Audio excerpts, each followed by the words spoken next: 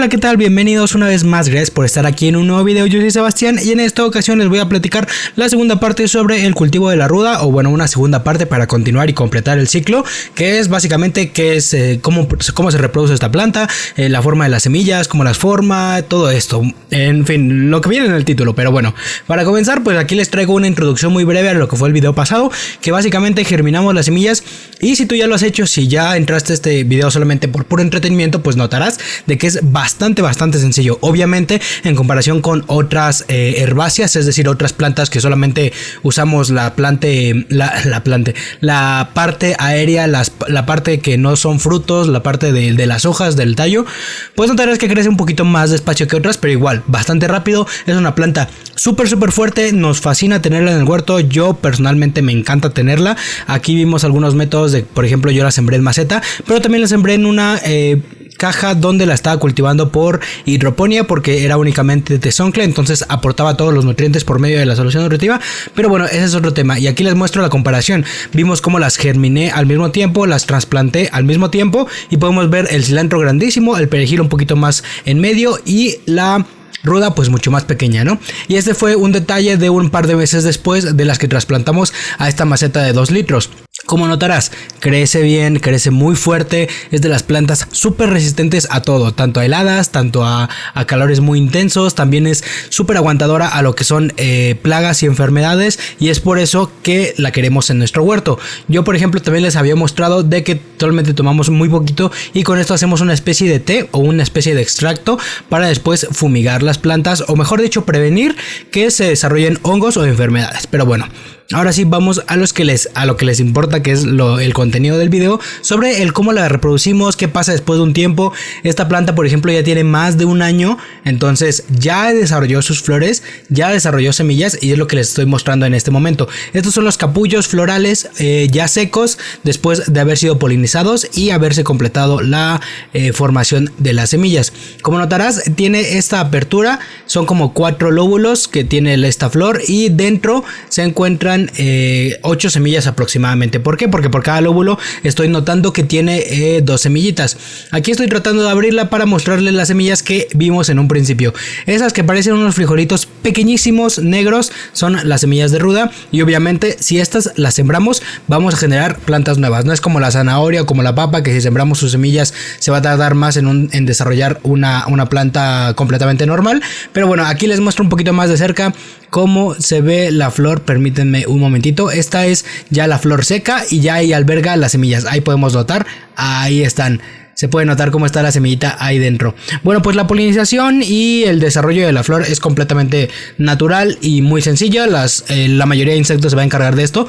De hecho, esta planta está dentro de un invernadero en donde no entran insectos polinizadores más que las hormigas. Entonces les menciono, muy fácil, y desarrolló semillas y posteriormente pues las germiné y sin ningún problema. Sin embargo, vamos a ver la parte 2, el esqueje.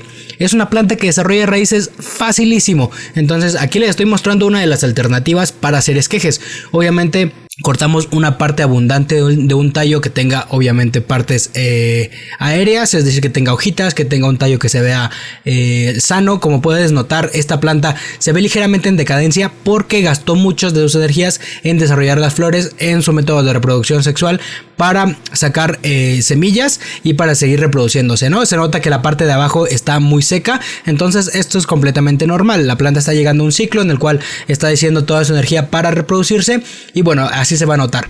Pues por eso es importante las partes de las podas. Sin embargo, pues yo ahora lo que voy a hacer es reproducirla, y para eso simplemente voy a cortar las partes sanas básicamente. Después voy a darle una poda a esta planta para que se rejuvenezca un poquito, y lo único que hago es, como notaste, esta planta que tiene un cierto grosor de unos 3-4 milímetros, lo que voy a hacer es quitarle toda la parte de abajo, es decir, todas las hojitas, todos los tallitos que tiene abajo, y dejar esta parte del tallo desnudo. ¿Para qué? Para después pasar a una maceta más amplia, porque yo prefiero de esta forma, ya que si lo hacíamos en las macetitas iba a tener que estar regando más constantemente. Sin embargo, en esta maceta, que ya es un bote de 20 litros básicamente, que son las que ocupé para el tomate o para otras plantas que desarrollé en hidroponía, pues simplemente las coloco. Voy a regar un par de veces por semana, máximo unas 3 veces por semana. Obviamente esto depende de la temporada temporada del año, porque si hace muchísimo calor vamos a tener que regar más seguido. Y básicamente eso es todo, no hay que agregar nada, yo no le coloqué nunca ningún enraizante, entonces facilísimo notarán que crecen. Por ejemplo, estas las coloqué a mediados de enero, ahorita ya estamos a finales de febrero, obviamente pasó mucho tiempo, les voy a mostrar ahorita cuál es el resultado, pero si notarán hay partes que se ven un poquito más verdes que todo lo demás. El color se podría decir que medianamente natural que forma esta planta cuando tiene condiciones correctas pero no mucho de riego, son estas hojitas que se ven en medio, que son verdes pero con ligeramente opacas. Sin embargo, los tallos nuevos, las hojas nuevas, esas son un verde un poquito más intenso.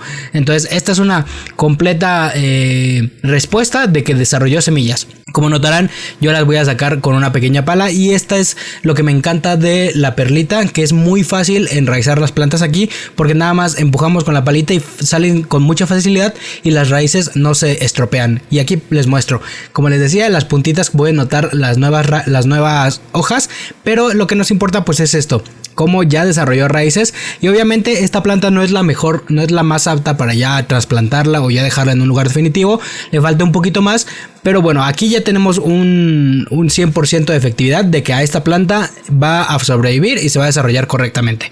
Lo que yo haría es regresarla a su maceta original donde estaba, es decir, aquí en esta maceta de 20 litros, como por ejemplo esta que tiene solamente una muy pequeña raíz, la regresaría y la dejaría ahí un par de semanas más para ya después trasplantarlas a una maceta definitiva.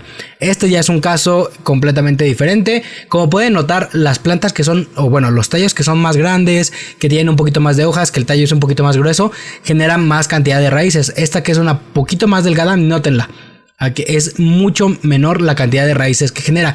Y este que fue uno de los últimos tallos que corté, que tenía el tallo más grueso, que tenía más hojas, pueden notar que otras hojas se secaron obviamente, pero que salieron nuevas. Y miren la cantidad de raíces, les digo, esta tiene exactamente el mismo tiempo que tienen los otros, los sembré en el mismo momento, ustedes lo pudieron notar, pero esta como es un poquito más gruesa, fue un poquito más fresca, las trasplanté directamente, pues obviamente generaron más cantidad de raíces. Y es básicamente eso, el que los tallos sean ligeramente gruesos y estarlas regando unas 2 o 3 o tal vez hasta 4 veces por semana, y eso depende mucho del lugar en el que nos encontremos. Como les digo, yo por ejemplo estoy en el Estado de México, la cantidad de la temperatura se podría decir que es templada, ya tenemos unos veranos y unas primaveras un poquito más intensas con la temperatura, pero en general es templado. Ahorita estábamos en invierno y sí tenemos calores un poquito intensos a mediados del día, pero pues nada grave. Las plantas se desarrollan muy bien y como les decía, yo las regaba 2 veces por semana. A veces sí las llegaba a regar una tercera vez, pero no era muy necesario porque también la maceta era muy grande y la perlita absorbe muy bien el agua. Pero bueno, básicamente es eso. Espero que te haya gustado el video, que te haya interesado o que te haya entretenido si esa fue su función al final, y yo te veré muy pronto con un nuevo video. Hasta luego.